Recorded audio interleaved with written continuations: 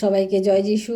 আমাদের পরম প্রেমময় পিতা প্রভু যীশু খ্রিস্টের নামে আমি আপনাদের সবাইকে স্বাগত জানাই। আজকের এই সকালে আরেকটি বার তার চরণে প্রার্থনায় উপস্থিত হয়েছি। আসুন আপনারাও আমার সাথে প্রার্থনায় উপস্থিত থাকুন এবং আমাদের ঈশ্বরকে ধন্যবাদ ও প্রশংসা সহকারে আজকের দিন আমরা শুরু করি। আসুন আমরা প্রার্থনা যাওয়ার আগে তার বাক্য থেকে কিছু অংশ আলোচনা করব। আমি আজকে যা আলোচনা করব ঈশ্বরের বাক্য থেকে, তার যা ঈশ্বরের আমরা যেন ঈশ্বরকে দিই। তাই আসুন আমরা দেখি ঈশ্বরের বাক্য কী বলে। আমরা আজকে মথিলিখিত সুসমাচার তার 22 অধ্যায় 20 এবং 21 পদ আমরা পাঠ করব।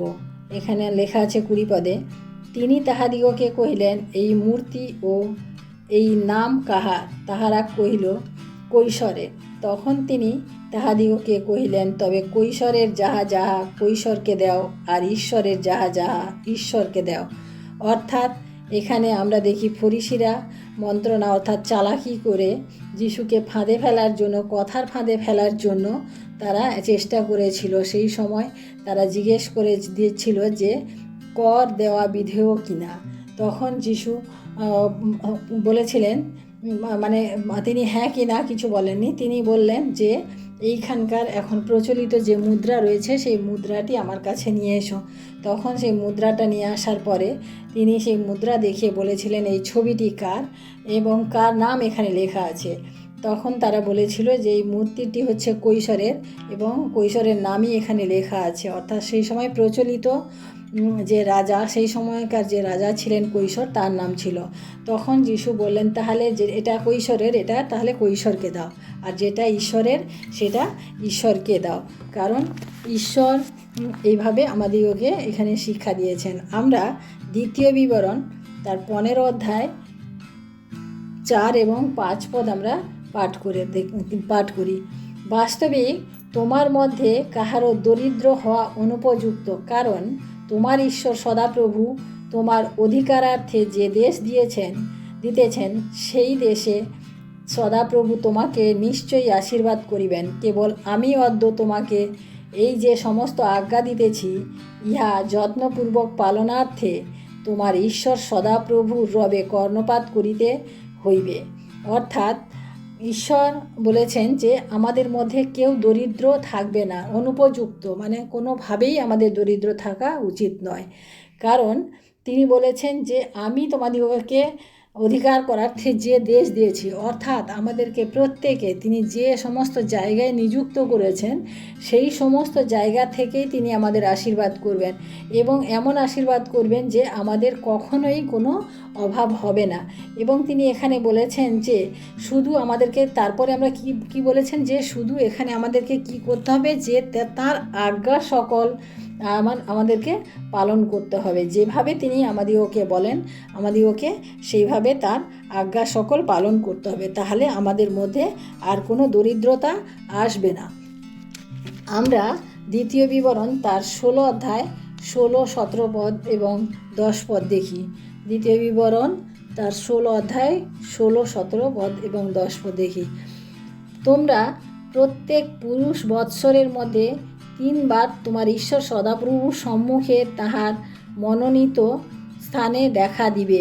তারই শূন্য রুটির উৎসবে, 7 সপ্তাহের উৎসবে ও কুটিরের উৎসবে। আর তাহারা সদাপ্রভুর সম্মুখে রিক্ত হস্তে দেখা দিবে না। প্রত্যেকজন তোমার ঈশ্বর সদাপ্রভুর দত্ত আশীর্বাদ অনুসারে আপন আপন সঙ্গতি অনুসারে উপহার দিবে। অর্থাৎ এখানে আমাদেরকে কি বলা হয়েছে, আমরা যখন ঈশ্বরের গৃহে আসব, ঈশ্বরের সান্নিধ্যে আসব, ঈশ্বরের সাথে দেখা করতে আসব, আমাদেরকে কি বলেছে, রিক্ত হস্তে আসা যাবে না। আমাদেরকে প্রত্যেককে মানে কিছু না কিছু উপহার তার কাছে, কারণ ঈশ্বর আমাদের জন্য এত কিছু করেছেন এবং তাই আমাদেরও উচিত যে আমাদের ঈশ্বরের গৃহে যখন আসব আমাদের উপহার নিয়ে আসা উচিত। আমরা যখন কখনো কারোর গৃহে যাই, আমরা সচরাচর কিছু না কিছু নিয়ে যাই। কিছু না হলেও একটা বাচ্চার জন্য আমরা একটা লজেন্সের প্যাকেট, একটা চিপসের প্যাকেট আমরা নিয়ে সেই গৃহে প্রবেশ করি। কিন্তু এখানে আমাদের সেই ঈশ্বর, যে রাজাদের রাজা, তাঁর গৃহে আমরা যখন আসি আমরা কখনোই রিক্ত হস্তে আমরা আসতে পারি না।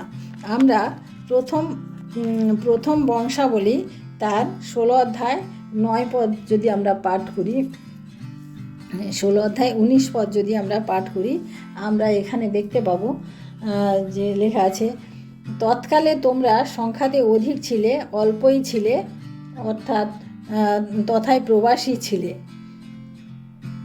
অর্থাৎ আমরা যখন অল্প ছিলাম, মানে ঈশ্বরের মানে আমাদের অল্প ছিল, তখনও কিন্তু তিনি আমাদিগকে আশীর্বাদ করেছেন।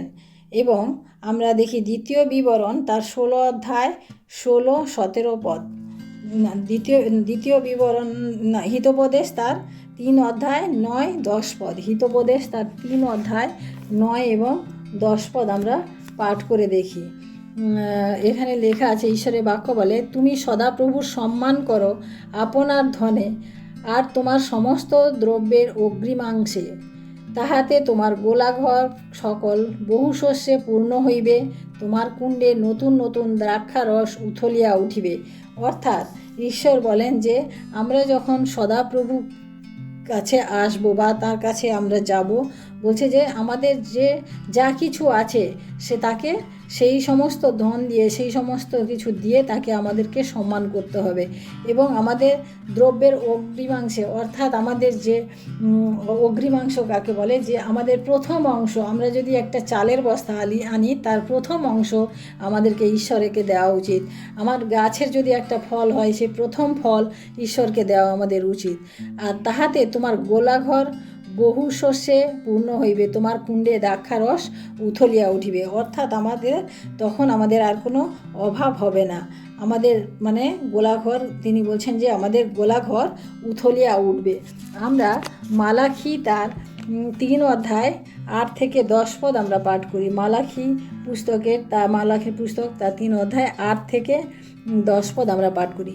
মনুষ্য কি ঈশ্বরকে ঠকাইবে? তোমরা তো আমাকে ঠকাইয়া থাকো, কিন্তু তোমরা বলিতেছ, কিসে তোমাকে ঠকাইয়াছি? দশমাংশে ও উপহারে। তোমরা অভিশাপে শাপগ্রস্ত। হ্যাঁ, তোমরা এই সমস্ত জাতি আমাকেই ঠকাইতেছ।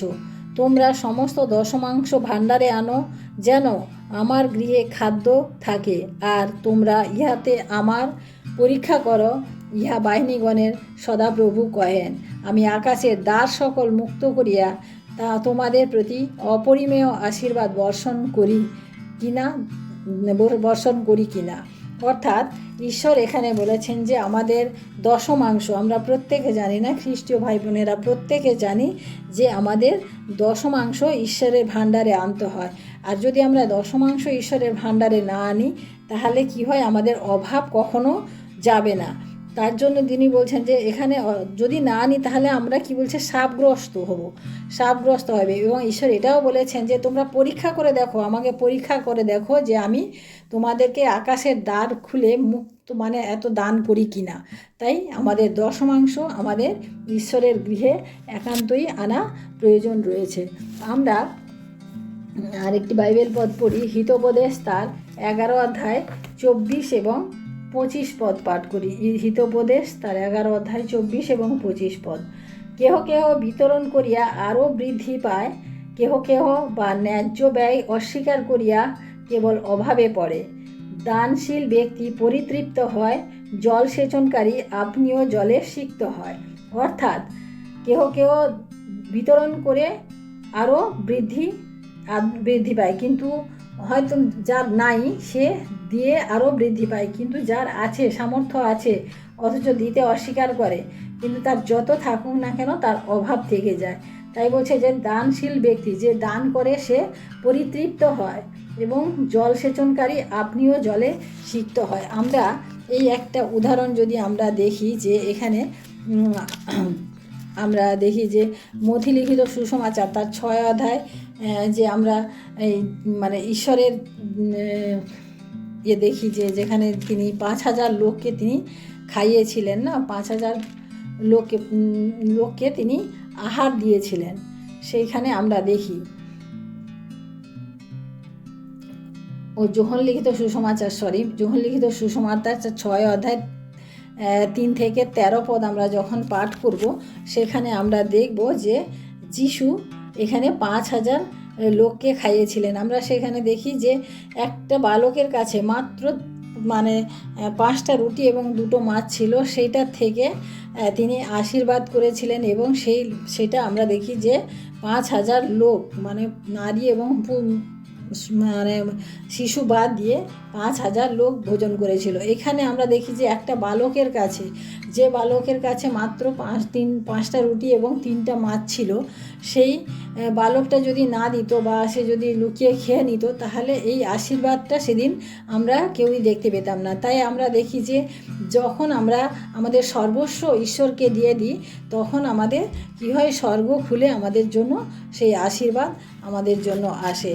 তাই আমরা এখানে মথিলিখিত সুসমাচার 4 তার 6 অধ্যায় 31 থেকে 33 পদ পাঠ করি। এখানে আমরা দেখি যে আর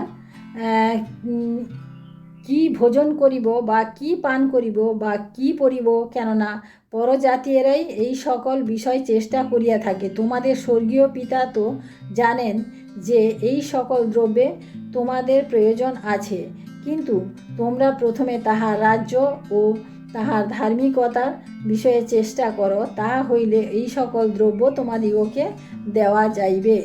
অর্থাৎ আমাদেরকে বলেছেন, অতএব 33 পদে আমরা দেখি, অতএব ইহা বলিয়া ভাবিত হইও না যে কি ভোজন করিব বা কি পান করিব। অর্থাৎ ঈশ্বর বলেন যে আমরা যদি প্রথমে তাহার রাজ্য ও ধার্মিকতার বিষয়ে চেষ্টা করি, তাহলে আমাদেরকে এই সমস্ত বিষয় তিনি উন্মুক্ত হস্তে তিনি আমাদেরকে এই সমস্ত বিষয় তিনি দান করবেন।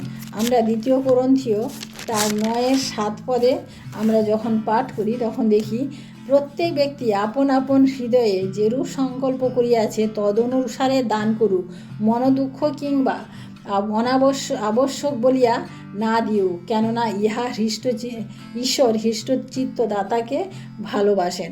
অর্থাৎ এখানে আমরা দেখি যে ঈশ্বরকে আমরা যখন দেব, যে মুক্ত হস্তে এবং আমাদের হৃদয় যেন মুক্ত থাকে, হৃদয় যেন আমাদের কোনো হৃদয়ের মধ্যে যেন কোনো কিন্তু না থাকে। আমরা ঈশ্বরকে যখন দান করব, যেন মুক্ত হস্তে দান করি, কারণ হৃষ্টচিত্ত দাতাকে ঈশ্বর ভালোবাসেন। তাই আসুন আমরা আজকে যা পাঠ করলাম, যে আমাদের ঈশ্বরকে দেওয়া উচিত, আমাদের দান দশমাংশ, আমাদের অগ্রিমাংশ, আমাদের প্রত্যেকটি জিনিস তার যেটা ঈশ্বরের, সেটা আমাদের ঈশ্বর। কারণ আমরা এই পর্যন্ত যে শ্বাসবায়ু নিয়ে বেঁচে আছি, এটাও আমাদের ঈশ্বরের দান। ঈশ্বর আমাদিগকে এই সমস্ত কিছু দান করেছেন, তার পরিবর্তে আমাদের যেটা তিনি আদেশ করেছেন, সেই সমস্ত কিছু আমাদের ঈশ্বরকে দেওয়া আমাদের উচিত। কারণ তিনি তাহলে আমাদিগকে আরও অনেক আশীর্বাদ করবেন। আমাদের কোনো দুঃখ থাকবে না, আমাদের কোনো কষ্ট থাকবে না, আমাদের কোনো দারিদ্রতাও থাকবে না। তাই আসুন আমরা প্রার্থনা করি। Hallelujah, hallelujah, hallelujah. মহান প্রেমময় পিতা, তোমার মহানামের ধন্যবাদ প্রশংসা করি প্রভু। আজকের এই সুন্দর সময় প্রভু, আজকের এই নতুন একটি দিন প্রভু, তুমি আমাদের জীবনে প্রভু যোগ করলে প্রভু, তোমার মহিমা গৌরব প্রশংসা করি প্রভু। প্রভু গো, তুমি বলেছো প্রভু হৃষ্টচিত্ত দাতাকে তুমি সর্বদাই প্রেম করো। তুমি বলেছো আস্বাদন করিয়া দেখো